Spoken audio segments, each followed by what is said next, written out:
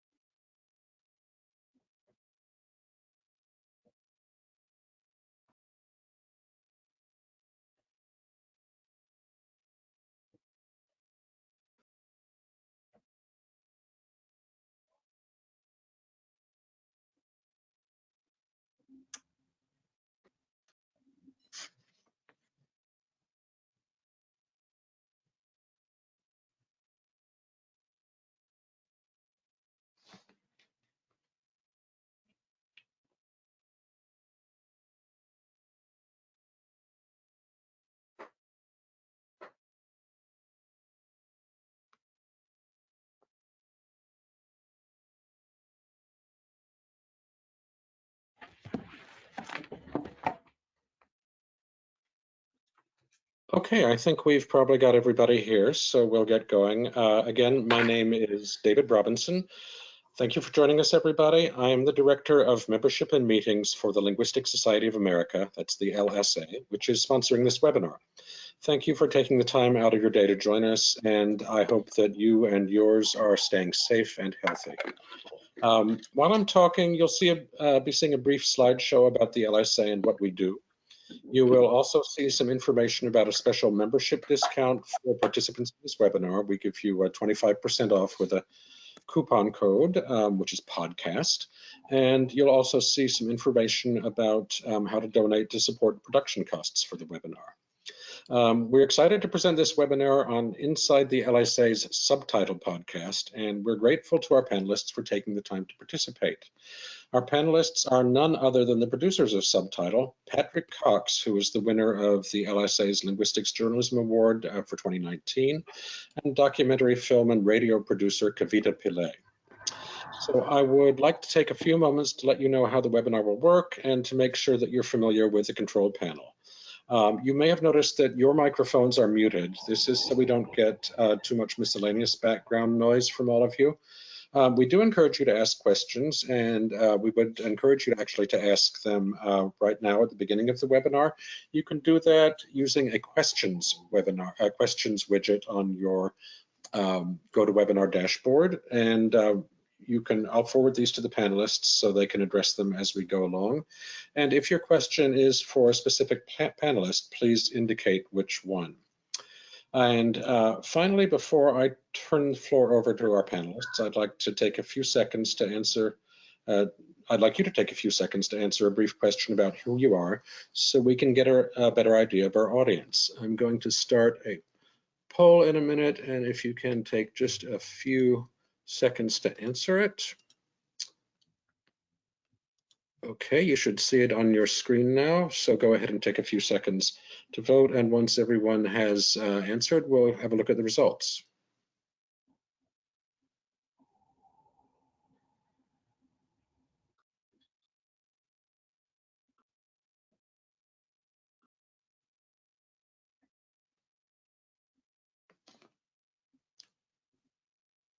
Okay, I think almost everybody has voted, so I will go ahead and close the poll, and then I will show the results. So you should be able to share the results or see the results now. No undergraduates, some graduate students, some linguists in academia, some in industry, and about a third other. So I'm going to hide the results and turn off my screen sharing, and I will ask Patrick and Kavita to come on camera. Turn off my screen. Okay, there's Patrick. Hi, Patrick. Hey, how are you doing, David? I'm well. And let's see. Kavita, okay, so let's get the webinar started. Let's welcome Patrick Cox and Kavita Pillay. They're the producers of Subtitle. I will be asking them a few questions to get the ball rolling. And again, for any of your questions, we encourage you to ask them now so that Patrick and Kavita can address them as we go along. So the first question, I wonder if you could talk a little bit about your backgrounds and what got you interested in doing a podcast specifically about linguistics. You want to go first? Oh, I was going to say you should start first since you're kind of the originator of the podcast. Oh, okay. All right. Well, as some people will know, I did a podcast starting in 2008 called The World in Words. And that lasted for about 10 years. We got some funding along the way from the National Endowment for the Humanities. We produced something like, it was some ridiculous amount of episodes, 450 or something like that. I did a lot of them on my own. I did a couple of hundred of them with a producer called Nina Porzuki. And then we wound it up something around after our third funding period was over from NEH. It was maybe a couple of years ago. At which point I started talking with NEH about doing another podcast and working with another partner. My previous partner was Public Radio International, which was being bought up by PRX, and there was just a lot of changing of the guard and all of that. And it was very difficult to get anyone's attention during that time because there was this big takeover taking place, at which point it was just around about then that the Linguistic Society gave me that award that David talked about.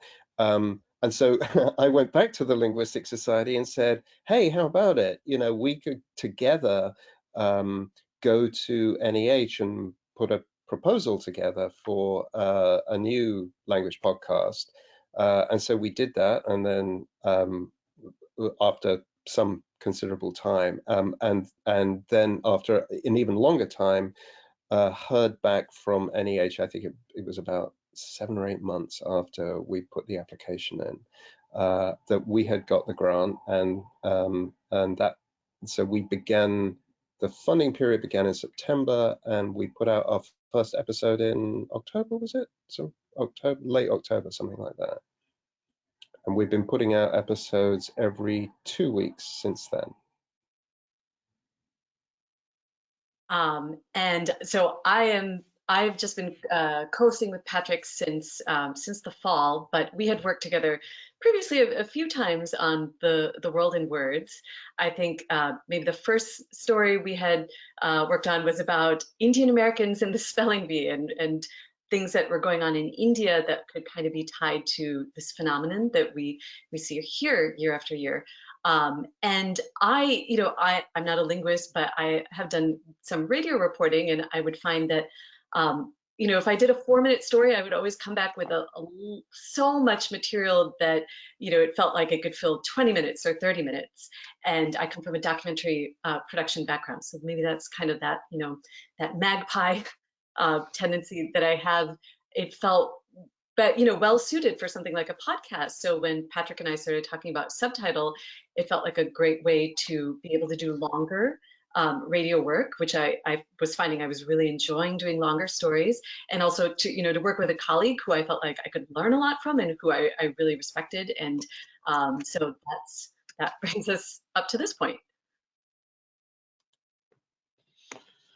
Great. And so in the very beginning, Patrick, I guess you would be the one to answer this. How did Subtitle come into being at all? What happened was, so I was a radio reporter, a public radio reporter for the World Public Radio Program. And anybody who knows that, it's like an hour-long international news and culture Monday through Friday on public radio stations around the country. And as part of that, as one of their sort of frontline reporters, I would get sent out all over the world, which sounds really glamorous, although usually you would just get sent parachuted in for a really short time and be expected to come back with about 8 stories, having been on the ground for about 4 days, crazily jet lagged and all of that. So I found pretty early on that one of the stories that I always would come back with from these trips would be on language.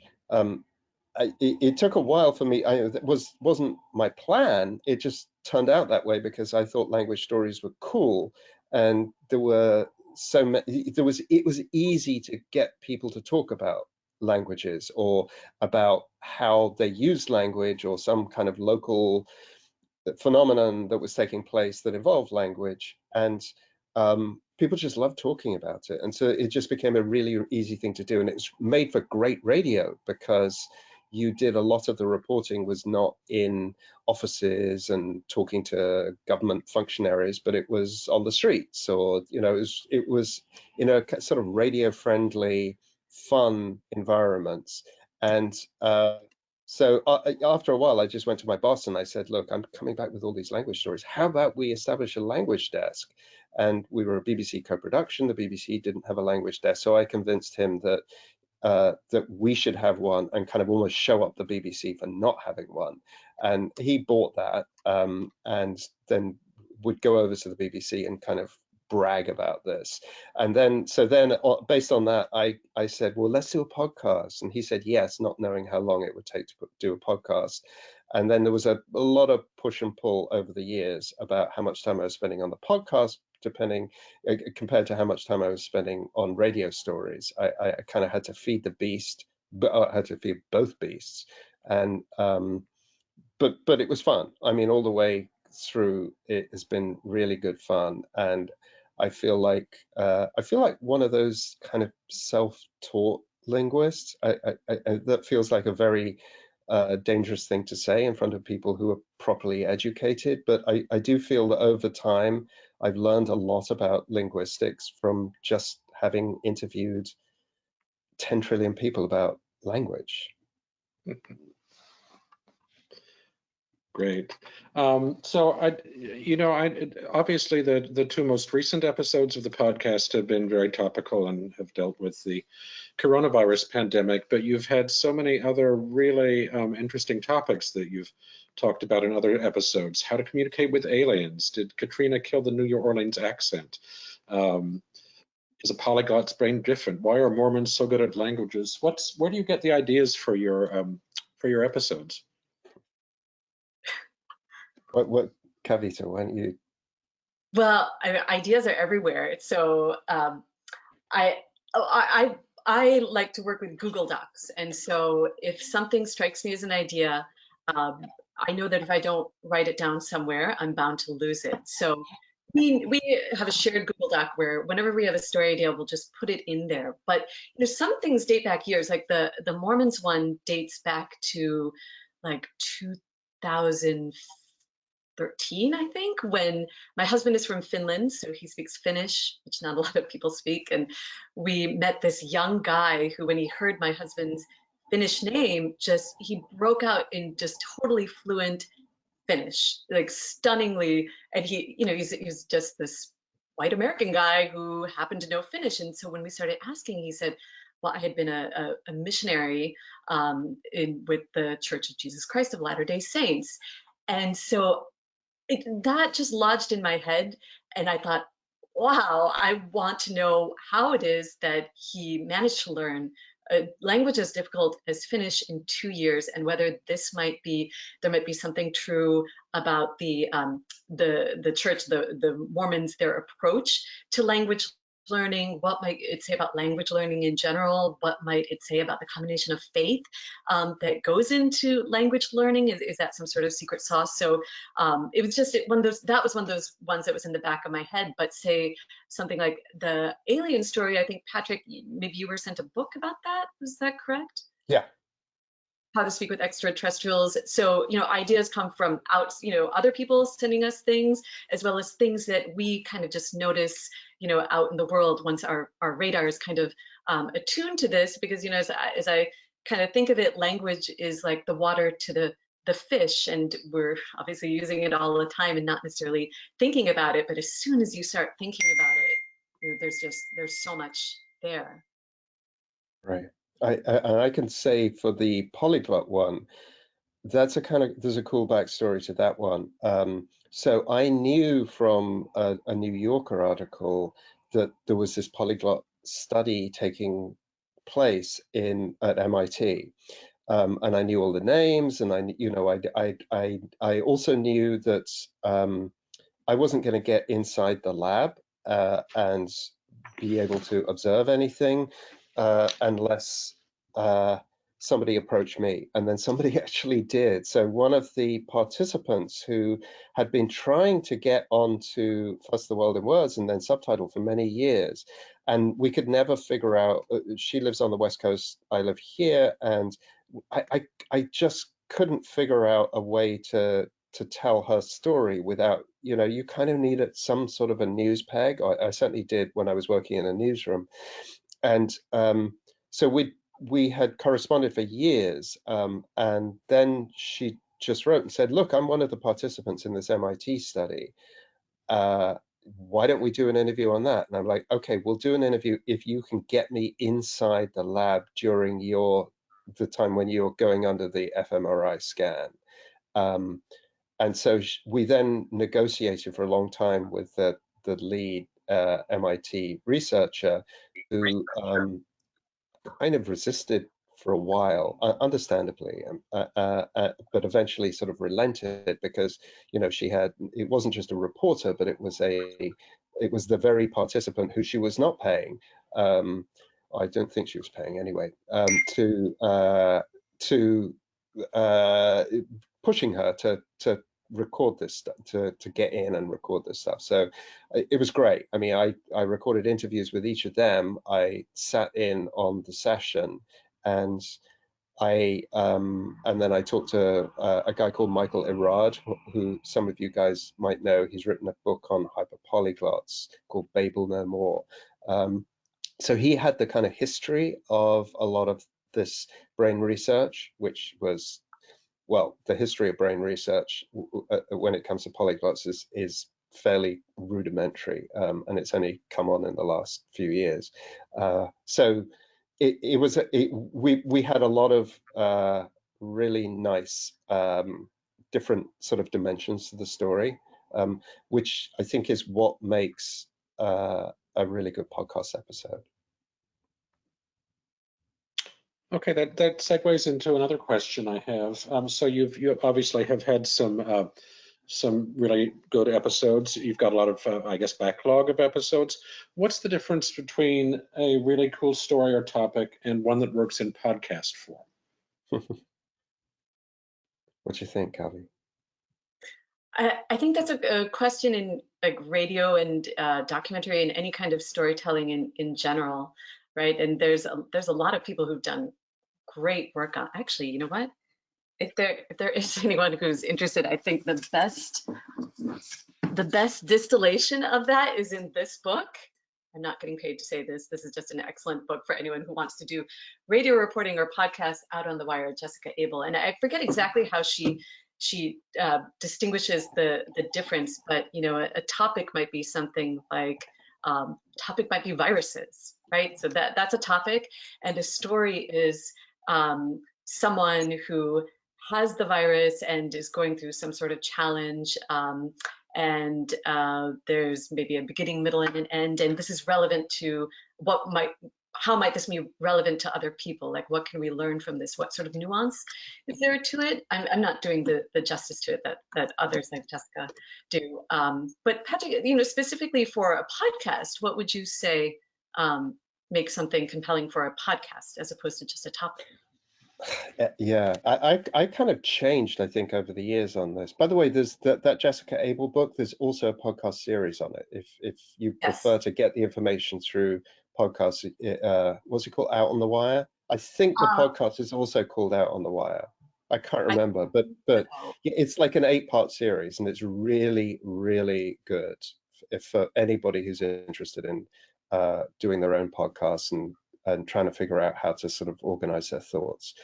Um, yeah, so I think in the old days, well, I don't know. I'm not sure. I never know what I'm learning or what I'm sort of picking up because I'm thinking about it or just by doing it endlessly and, trial and error and all of that. But I do think now that it's really important when we tell a story that we have, these are really basic things, but like super important, like a beginning, a middle, and an end. I mean, there has to be a story. It's like if there's an interesting piece of research, which we're always interested in, like that Katrina thing, it can't just simply be, here's this cool piece of research. That's not going to make a good podcast episode. Even just an interview with the people, it may or it may not, depending on what the researcher is able to tell you and how they're able to present that information. I mean, on the Katrina one, for example, I did it in conjunction with going to the LSA general meeting. So it was in New Orleans, and then I didn't let the two researchers who were doing this, I just didn't let them go to a day of the LSA general meeting so they could spend it with me instead and take me to see sort of some of the people and places and neighborhoods and all of that that were a part of their study about the New Orleans English accent. And that way we managed to tell the beginning, the middle, and end, or the beginning and middle, actually, because this is an ongoing piece of research, and then possible endings. We sort of said, well, it might turn out that our research results in this, or it might result in that, and all of that. But we put sort of like endings in parenthesis there. And I think that all of those things are incredibly important if you're doing, say, like ours, a 20, 25-minute podcast. If you're doing a shorter podcast, maybe not. I still think beginnings, middles, and ends are really good. I also think that, and I think I've learned this over time, and I don't even know if it works for other people, but it works for me, and that is to not have that many people in the podcast. I get there are certain reporters, I just don't have the skills to have like a Dickensian cast of characters. There are some people who can do that. They can just sort of balance about 1 million people, and it's really impressive, but I just cannot do that. I think that you need, part of it is that you need, if you're doing that, you have to be like Serial, where everyone thinks Serial is just this wonderful podcast. Well, they have about 50 edits for everything they do, and in the edit room there are about 50 people, and then they go back to, so they really work on, I mean, they are writing novels, and the novels are getting edited by a whole ton of people. Maybe you can balance all of these voices if you have a setup, an infrastructure that is as sophisticated and big as that. But for most of us, Kavi and I are just editing each other. We're bringing an editor in for a couple of future episodes, but generally speaking, we're just editing each other. Occasionally somebody will listen in and offer a hand. We have a sound designer who gives us lots and lots of editorial help, which is amazing.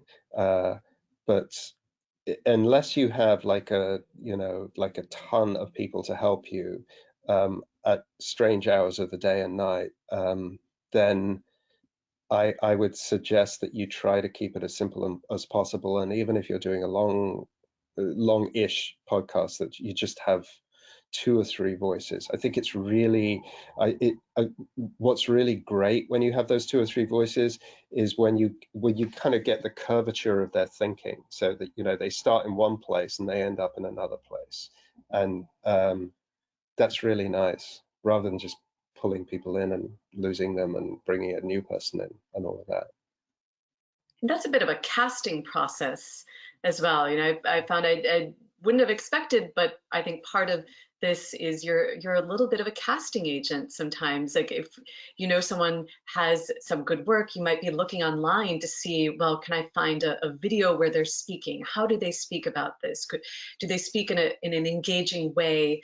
What kind of nuance do they employ to convey something that might be difficult or not interesting for a layperson? Like what do they bring to it that makes it makes for good storytelling? Great. And suppose someone who's watching now wants to pitch an idea to you. How do they do that? Or can they do that? Yes, we want those ideas. We very much want that. Especially, we want to hear about ongoing research. I mean, you know, I've already mentioned two of them, the Katrina and the Polyglots. Those were both, I mean, it was just golden to come across those. So the more we hear about ongoing research, the better. So just drop, you know, you can find us on Twitter. You can drop us an email. Our email address it's on the website, subtitlepod@gmail.com. Please let us know about anything that that is exciting to you, that you think, based on what we've said, would make a good podcast episode. Great. So turning to sort of a more practical focus, how do you pay the bills? We got a grant from NEH. That's I mean, that's the I had to wait to hang on to my job until I heard that we got the grant, and then I quit my day job at the World Public Radio Program. I've been there for nearly 20 years. It was time to move on. But yeah, I mean, if you can get funding through whatever means you can, get it, because it really makes a huge difference. If, on the other hand, you know, if you've got tenure, then, you know, I know a lot of professors or some professors who produce podcasts, and, you know, it's part of their job, and the funding for the podcast comes from somewhere else, and the podcast itself isn't paying for wages, it isn't paying people's salaries, it's paying to, you know, keep the lights on. It's paying possibly for a sound designer and for your subscriptions to various platforms that you need to have subscriptions to produce a podcast. Whether, you know, it might be a website, it might be a podcast publishing company, that kind of thing. If you don't have to pay salaries, it's much cheaper, much cheaper. And I think the how do you pay the bills question could be and is definitely, you know, the theme of many webinars and many websites and blogs and such for podcasters. So we happen to have a, you know, relatively easy answer for that, you know, right now. But I think, you know, for a lot of, because it is a lot of work. Like if you're reporting things, you're putting time into it. It takes a lot of time. You would, you know, if you want to be able to pay yourself, and, you know, if an NEH grant doesn't happen to be an option, I would say there's definitely a lot of resources out there for anyone who wants to even try and pay a few bills through their podcasting efforts. I would say that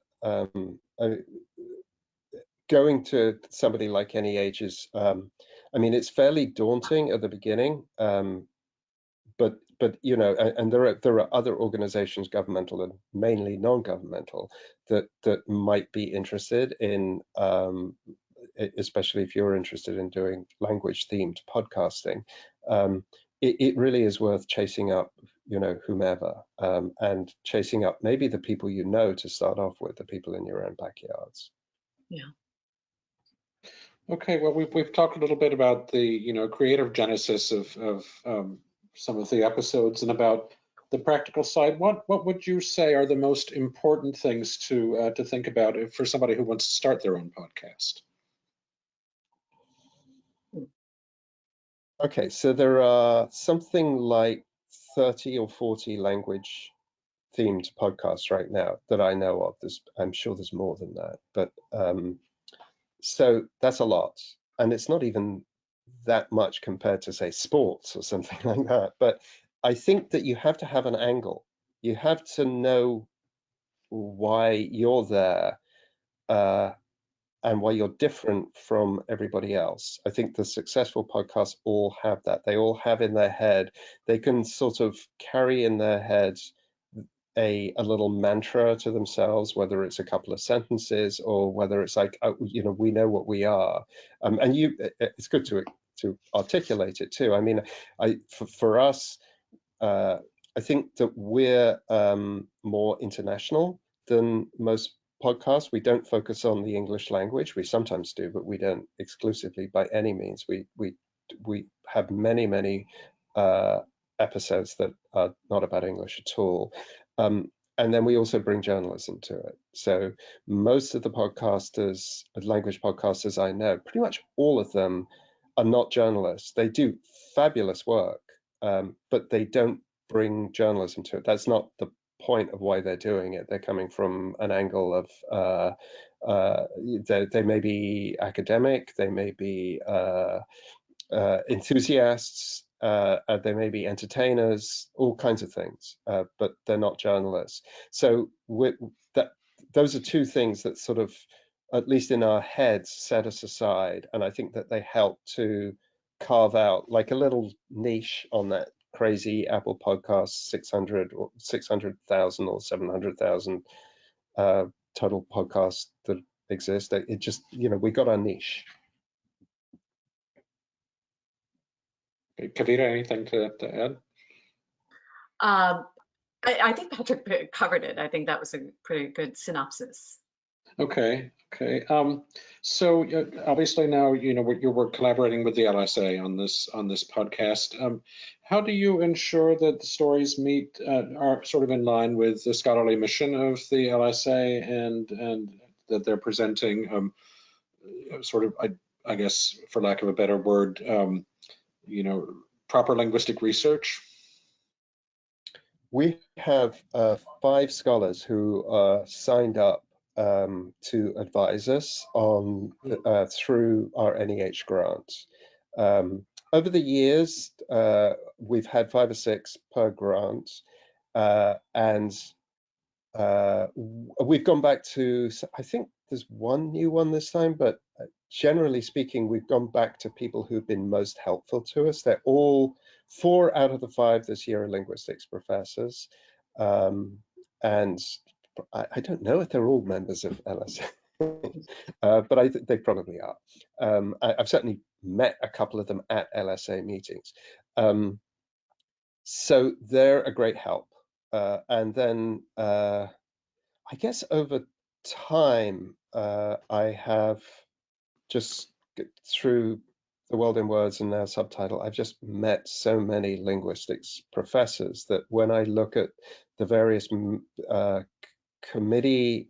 who are on various LSA committees, I'm like, oh, I've interviewed that person. I interviewed that person, 8 years ago or 5 years ago or whatever. And it's great because it feels like I now, as a journalist, I feel like I now have a very I have a very well-defined beat, which allows me to go back to people who know what they're talking about. And so that all helps. I don't feel like I'm going into this thing completely blind. But I think that the NEH sort of architecture of the grant, where they require you to have these scholar advisors, is tremendously helpful. And I think it was very, I think that brought some comfort to LSA in partnering with us. I think also, our tagline is stories about languages and the people who speak them. And that itself is, when I'm working on a story, I get very easily distracted by all sorts of interesting things that come up. And that tagline is a beacon of sorts to just help me focus on, okay, what does this tell us about languages and the people who speak them? And so that's kind of a layperson kind of a friendly way to keep focused on that mission. Great. So you've decided you want to do an episode about a certain topic. How do you, what determines how you report an individual episode? Ooh. It very much depends on the subject and how we've come across it, whether it's somebody who's contacted us and said, hey, look at this cool thing, or maybe we've seen something in the news, somebody has said something in public and there's something interesting linguistically about it, or we've seen it on Twitter and people are talking about it. It very much depends on the type of topic it is, but I think the first step is nearly always just to talk to people who know more about it than us.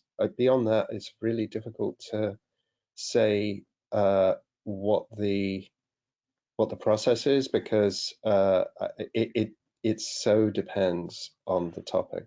But getting yourself educated by people who in the know is absolutely key. And mine is the recent coronavirus themed stories that we've done. All the other ones, we've known well in advance. Like most of them we knew when we submitted the NEH grant. So we've had a lot of time to think about them, and just the radar is on. And so I think what we did, Patrick, early on is we looked at the list that we planned. We came up with a schedule, and then we figured whether you or I would be better suited for a given story, often based on how the story came to us, and our interests or our past experiences as well. And I generally, if I'm reporting a story, then Patrick is kind of the person asking the questions in the episode. And there's one that we co-reported, but because there's just two of us, it's generally easier for us to divide and conquer. And then for, if Patrick is reporting a story, then I can be a little bit ignorant and can, have a little bit of distance and be able to ask questions that maybe a listener might bring to it. So it's been really helpful to have a partner in the process to be able to divide things up in terms of getting immersed in a story, but also having someone who can bring you back to a listener's mind.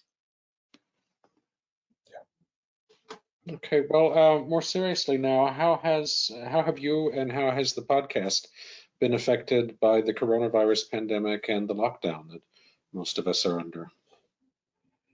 Well, you're talking to us in different places. So we would go to a studio to record our podcast episodes. It's called the PRX Podcast Garage, across the river in Boston. And I think I was there the penultimate day it was open, or maybe even the final day, which was sometime last month. It feels like an eternity ago. And then they shut down, and it took us a few days to figure out that this, what, like everybody else, that life had changed and all of that.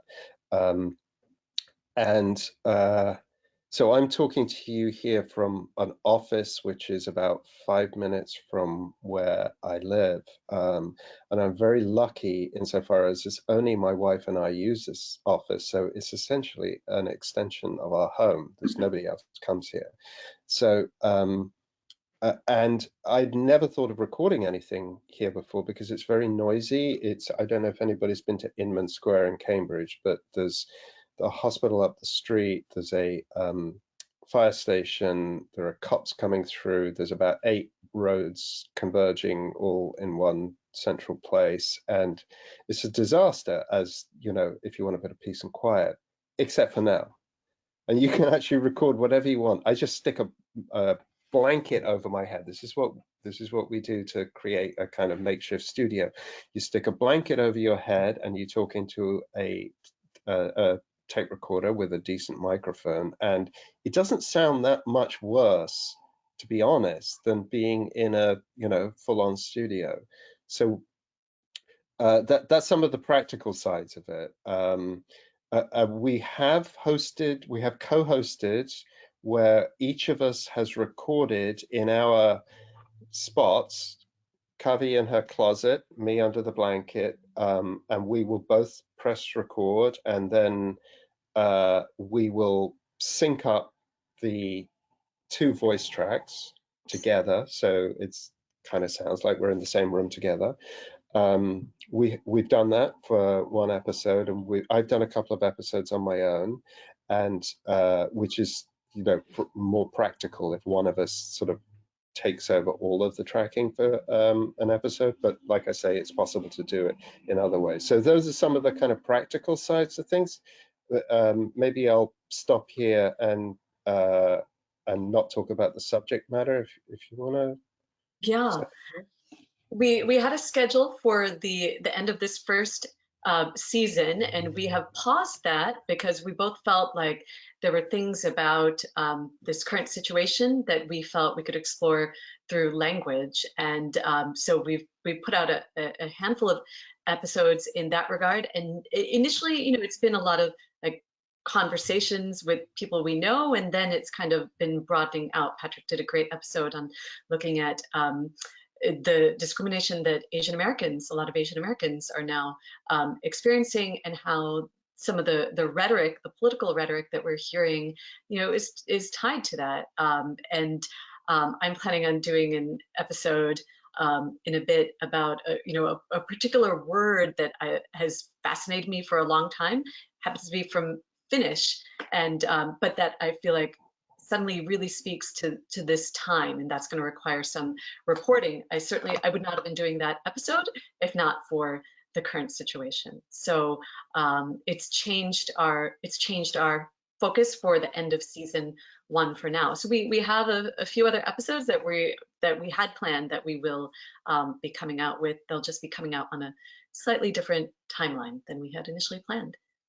Yeah, I should say that that episode on the Asian American one that Kavi was talking about, we did actually manage to get it to be specifically about something that is close to the hearts of actually many linguistic researchers, which is accent discrimination. So this Asian American woman who had grown up in California, New York, was in North Carolina going to med school, and became sort of a target of discrimination to the extent that she would flinch every time she heard a Southern accent, almost expecting that person to say something racist directed at her, which is like crazy. But she said it was not uncommon among her friends to sort of have this flinch reaction, and she was working on it at a very difficult time for her. The other thing I should say is that with the season so we had, as Kavi said, we had planned a kind of seasonal thing, which we've sort of thrown out of the window, and instead we're just continuing on every 2 weeks. When we do come back to some of the things that we plan to report, we can't report them in the way that we thought we were going to, because that would have involved a lot of travel and a lot of the kind of reporting you just can't do right now, where you're sort of interacting with strangers and going into markets and doing, I mean, we're going to do a lot about speech discrimination and accent discrimination and privilege and all of these kinds of things. We're going to do it, but we have to conceive of it in a very different and a much more restricted way. So we're going to have to be really clever about that. So that's sort of what we're looking at in the future, in as I say, a little bit more of a restricted way. And in the meantime, there's so many language issues coming up around coronavirus. The next issue, the next episode that's coming out next week is a conversation that I had with, I don't know if anybody knows the bilingual comedian Joanna Hausman.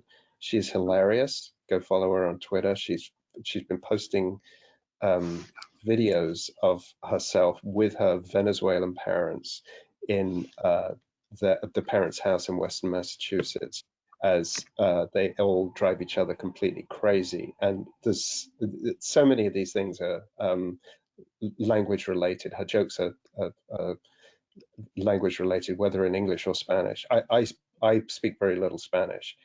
Doesn't get in the way. Great. So talking about some of the episodes that you have on your backlog or that you're thinking of, circumstances permitting, are you ever thinking of doing, say, a multi-episode storyline, or have stories that follow a particular arc, or is it strictly one at a time? Both. So we have done. I think in doing, well, our plan for season 2 was actually to have a multi-episode arc type of a thing. I think that we're going to have to kind of pull back from that a little bit and do something, maybe 3 or 4 episodes that are linked or have linked segments in them. But what we can't do is what we originally planned, because it just would require the kind of field reporting that we can't do. We have done parts of that in the World in Words. I used to run a segment for many episodes. I'm trying to remember what it was called. It was so long ago. Eating Sideways, which was a direct translation of a Japanese term. So I think that those were easier to do, to have like little segments that we would go back to. We also had one called Name Tag, which was about where particular place names in America, they tended to be in America, but I think it was for listeners would write in and say, I don't know where this place name came from. Can you check it out, find out, and get back to us? So we would do that for a while. That would be a nice one to bring back. In terms of doing something like, let's say Serial again, it requires a lot. I think you need a couple of editors to keep you on the straight and narrow, because you're writing a novel. And so I wouldn't recommend that as a sort of beginning for a beginner to try to do that, unless I don't know, if they were doing a 5-minute podcast or something like that, and they were introducing a new element each week or each episode, that might work. But for a longer podcast, I think it just there's a ton of, unless you've got like a whole crew of people working on it, I think it's really, really tough to pull off. Great. I don't know if you've seen, we had a question from the audience about if you've ever encountered resistance from researchers against participating in the podcast. You saw something that you thought would be a good story for an episode. You contacted the person and they said, I don't think so. Has that ever happened? Yes. Yeah, and I'm not going to talk about it, but yeah, I mean, plenty of times, actually, quite a few times. I think less for linguistics. I mean, I think when I was a reporter on other stories, that came up quite a bit. I mean, people who just thought you would either misrepresent their research, or they just worried that their research, if once it sort of went, it would become misrepresented, whether it was the reporter who did it or not, or whether they just wanted, for one reason or another, they just wanted to keep things a little bit quiet until they were done, or whatever. All of those, and I totally respect that. I mean, it's tough working with strangers and non-academics, and we're in the business of trying to, I hate to use the word simplify, because I don't think that really conveys it, but we're in the business of, I suppose, translating to a general audience something that it might be somebody's life's work, and if somebody doesn't want to proceed or collaborate, I'm totally fine with that. That's totally up to them. I had someone recently who had done work from a long time ago, but it was super specific. And so that's why I thought they would be good for an episode that I was reporting. But for that person, they kind of, initially were interested and then kind of hemmed and hawed and felt like it was so far in their past that they had worked on it that it was, they didn't feel like, they felt like they had done everything, they talked about it so much that they could no longer talk about it. But I think overall, it's often just this process of trust.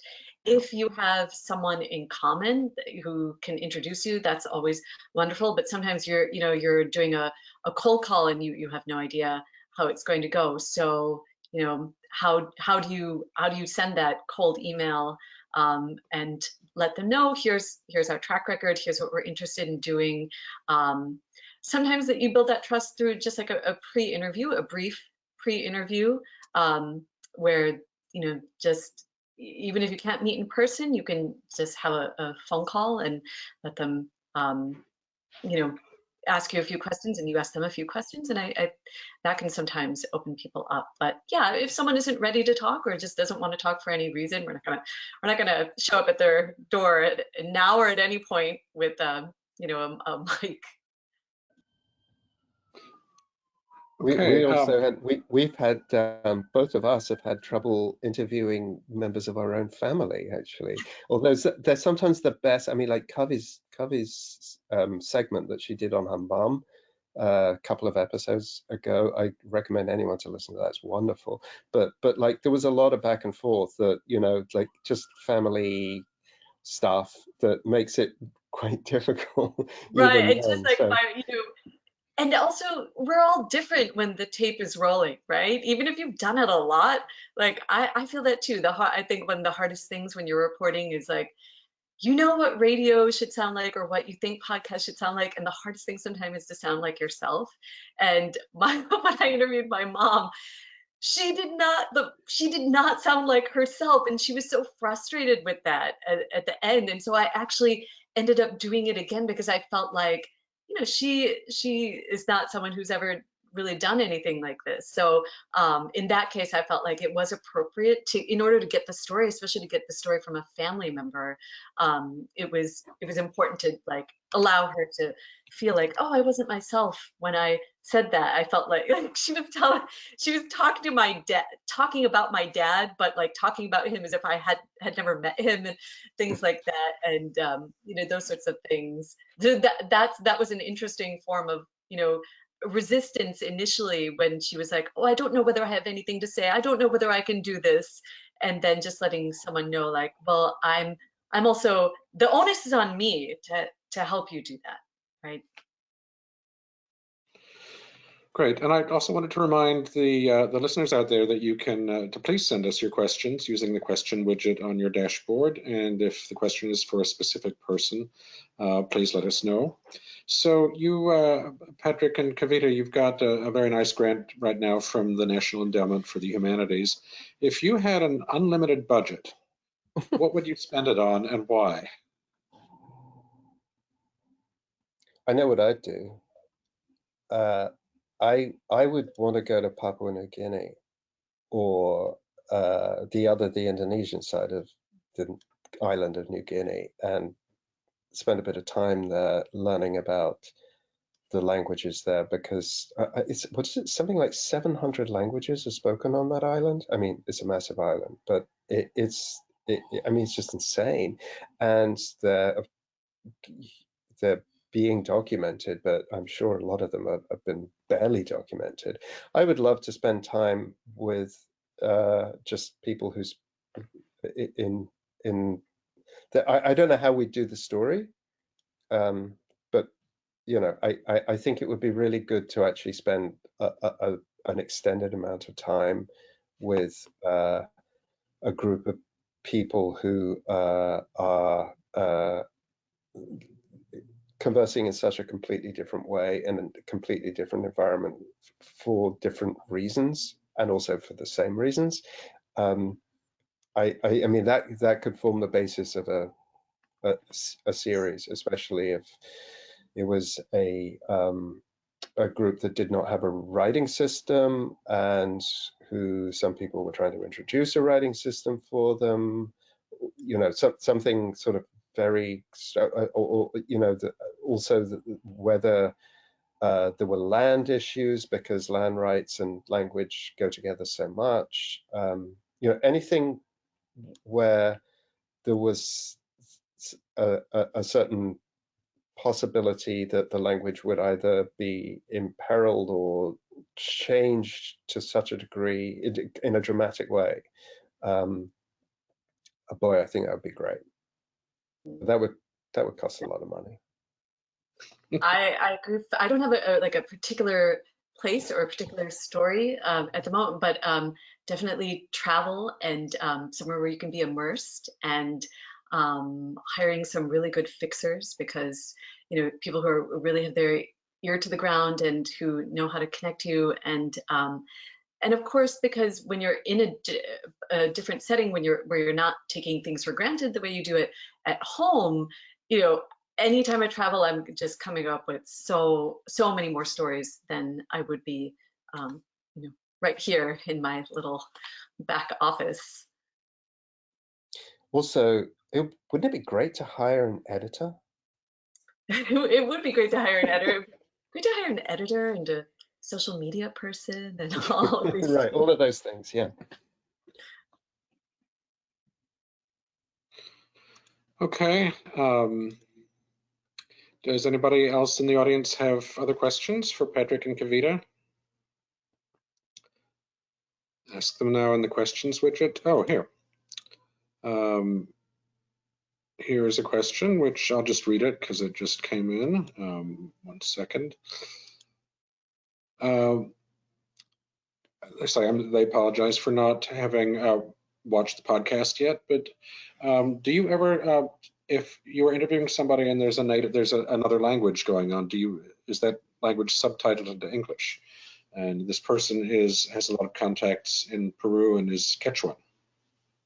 Oh, right. Okay. So we're just audio only, no video. So we do, and I've done a ton of that with also in radio, where you're interviewing people and they're speaking back to you in their native tongue, and you have an interpreter with you who's usually, as Kavi said before, a fixer.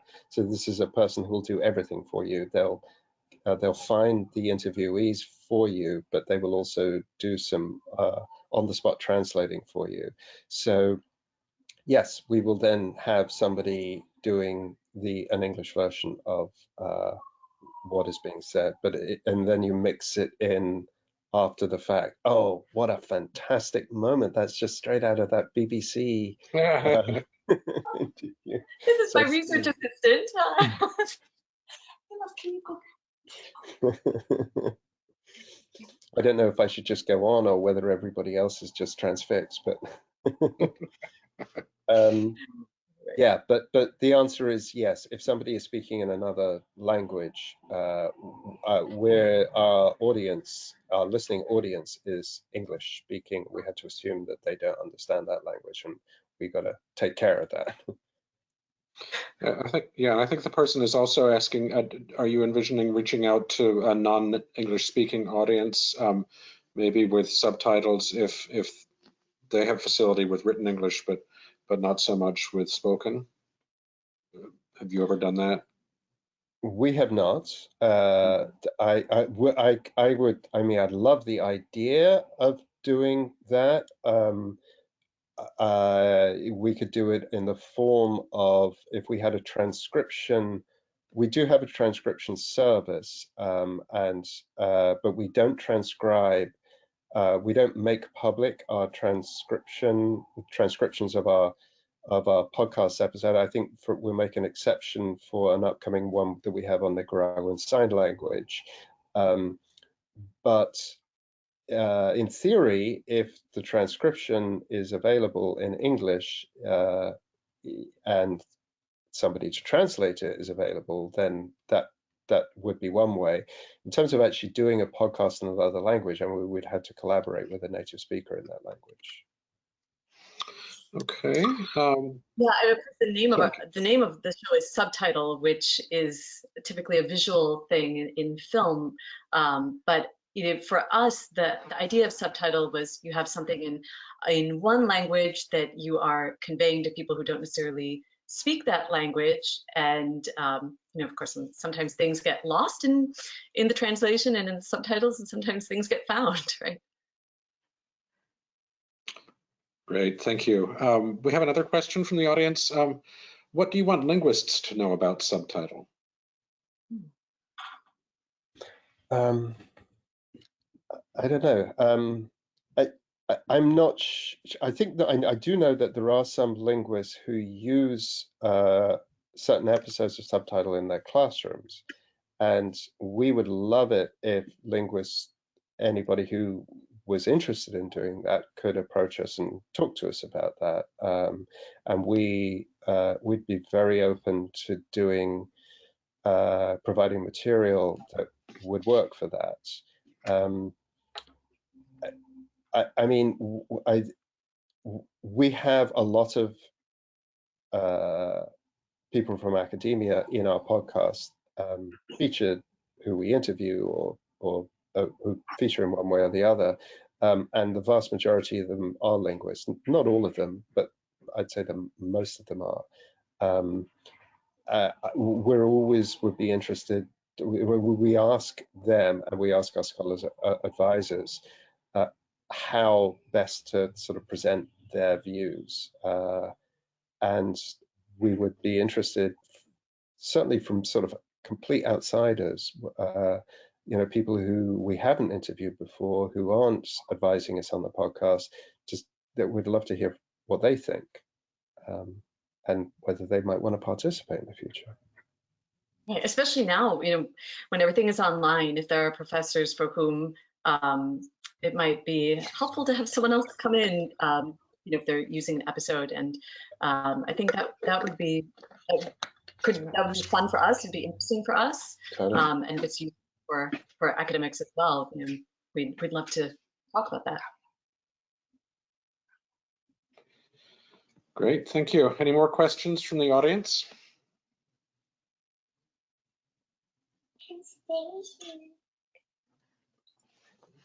If there are no more questions, we can start to wrap up, but I'd ask Patrick and Kavita, do you have any sort of parting words for anyone watching this webinar? Yeah, I mean, just to follow up on what Kavi just said, I mean, we're doing this, we're in the midst right now of sort of rethinking, in this short term, in this very strange moment that we're in, how we best can do stuff that makes sense for our listenership. And our listenership is a lot of linguists, a lot of people who live in the world of linguistics. So we would be really interested in hearing of any of your experience of how you're learning, teaching, whatever in this moment, especially if there are words or phrases or ideas that are coming up that are surprising you, that are as a result of the nature of how you're working or studying or teaching. We'd be really interested in hearing about that. Yeah. This is kind of off the top of my head, and I mentioned this to Patrick a while back, but very early on in the coronavirus situation, I started keeping all of the emails I was getting from companies and such, because I felt like there's something going on with the language that they're using, and I wonder if it's going to evolve. I wonder if it felt like initially there was a lot of mentions of the virus, and there's certain kind of phrases that were used over and over, and then it seems like even in the past few weeks there's been this move away from mentioning the virus and kind of referring to it obliquely. And I'm just curious, like, how the way we talk about it is going to evolve, and how different sectors might evolve in terms of how they talk about it. And that's just, I'm kind of rambling there, but I kind of hoarded all those emails and just labeled them all to kind of maybe do something with it at some point. So if there's anyone doing that who wants to talk, you can reach out to me. Also, go ahead. I would say, sorry, I was just saying, I don't know if we're at the close to the end here, but if we are, I would say, please, everybody, when you do subscribe to Subtitle, please rate and review us afterwards, especially if it's on Apple Podcasts. We love reviews. And let's remind our audience too, you can be reached, I believe, at Subtitle. The website is subtitlepod.com. Yep. And the email is subtitlepod@gmail.com. Yep. And we're a little less frequent with that, but I think Twitter, what would you say, Patrick? Would you say Twitter is probably the best place to reach us? Yeah. Twitter is good. Twitter, we will both check of us it as well. You'll probably hear back from us more. You'd hear back from us sooner on Twitter, and so that's @lingopod, and then I'm at KB Pillay, Pillay. And I'm at Patricox. That's Patricox. Okay, I'm going to send those to the audience real quick. So that's at Patricox with just the one C. Pricox. That's it. Okay, at K Pillay. KB as in boy, and then Pillay. Okay, and at Lingo, Lingopod. KB as in boy. Oh, I'm sorry. Okay. Yeah, no problem. That was my big fingers. KB Pillay. Okay, and at Lingopod, Lingopod, right? That's it. Okay, and looks like we don't have any more questions, so I think we can wrap up. I want to thank you, Patrick, and Kavita, especially for being here and sharing your time and your expertise with us. And I'd also like to thank all of you in the audience for taking the time out of your day to be with us. We will have a recording of this webinar available, and I'll send out a notification when it's ready. And I just wanted to remind you, if you're not already an LSA member, you can join online. It's you'll find a link on our webpage, linguisticsociety.org, and you can use the coupon code podcast for a 25% discount on membership. And if you'd like to donate to support production costs for the podcast, that's www.linguisticsociety.org/donate. So thank you again, everyone. Stay safe and healthy, and have a great weekend. Thanks. Bye-bye now.